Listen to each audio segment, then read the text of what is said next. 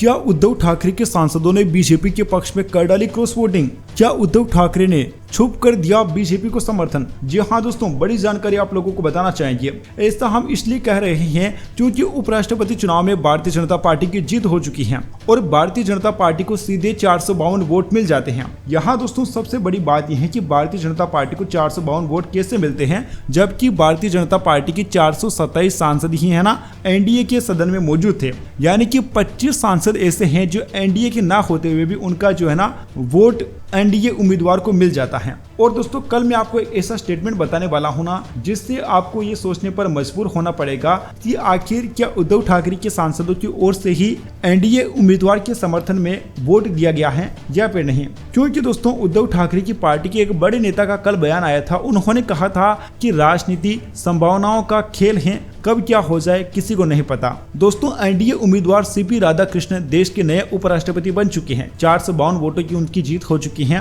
दोस्तों चुनाव से पहले शिवसेना के प्रवक्ता आनंद दुबे ने प्रतिक्रिया दी थी। उन्होंने कहा था कि राजनीति संभावनाओं का खेल होती है, कब क्या हो जाए किसी को नहीं पता चलता है। उन्होंने विपक्ष के प्रत्याशी को हालांकि अच्छी छवि में बताया था और अच्छी स्थिति में उन्होंने बताया था कि उनकी जीत हो सकती है, लेकिन उनका जो बयान था ना वह संशय खड़ा करता है। और इस समय पर दोस्तों है ना भारतीय जनता पार्टी के पक्ष में 25 वोट ज्यादा पड़े हैं। हालांकि लोकसभा और राज्यसभा दोनों जगह भारतीय जनता पार्टी का जो एनडीए गठबंधन है ना वह मजबूत था। जीत सीपी राधाकृष्णन की तय थी, लेकिन अभी ये 25 जो एक्स्ट्रा वोट आए हैं ना ये कहां से आए हैं, इस पर सवाल उठाए जा रहे हैं। आनंद दुबे ने कहा कि लोकतंत्र में हार जीत सामान्य है, चुनाव लड़ना जरूरी है। विपक्षी उम्मीदवार रेड्डी अच्छी स्थिति में हैं और कई सांसदों से संपर्क किया जा रहा है। 2022 के चुनाव का उदाहरण देकर कहा कि इस बार हालात बदले हैं और इस बार विपक्ष मजबूत होकर जीतने की कोशिश करेगा। राजनीति संभावनाओं का खेल है, कब क्या हो जाए कोई नहीं जानता। दोस्तों इस समय पर बीजेपी का उपराष्ट्रपति बन चुका है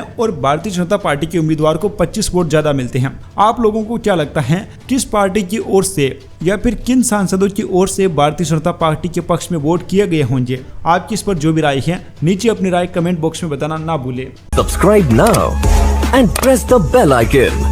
Never miss an update.